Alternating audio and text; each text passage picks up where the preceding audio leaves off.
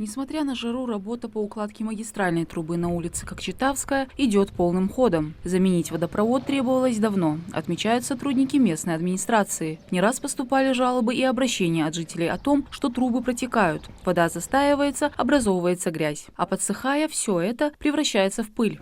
Йохкин уже поедемятр трубач.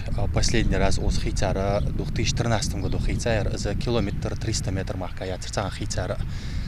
Ханза духа лелхажа уже водите поедемятр, что и петхир же вообще поедемятр. Сюда нах жаловаться дур.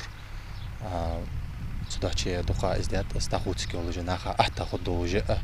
Протяженность водопроводной линии более километра, а заменить нужно более 10. О качестве переживать не придется. 220 мм в диаметре и пропускная способность в 11 атмосфер. 20 домов на этой улице точно будут бесперебойно обеспечены водой. Подрядная организация «Альфа-Строй» ведет работы согласно плану. Устанавливаются пожарные гидранты, кольца и задвижки на случай порыва подключения. Работы начали в апреле. Фронт выполнен пока на 10%. Мы в первую очередь прокапываем траншею согласно проекту до указанной глубины заложения.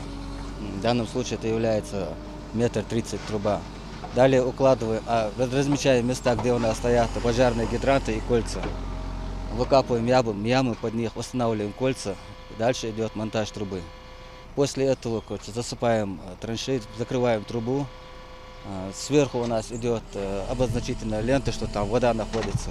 Вдруг там, если кому-то надо будет копать, чтобы он мог узнать, что там находится труба. На время ремонтных работ жители без воды не остались. Старую трубу строители не трогают, хоть она и мешает процессу укладки новой. В летнее время, тем более в жару, воду перекрывать не будут. У нас возникают трудности, потому что нам надо беречь ихнюю трубу, чтобы они не остались без воды.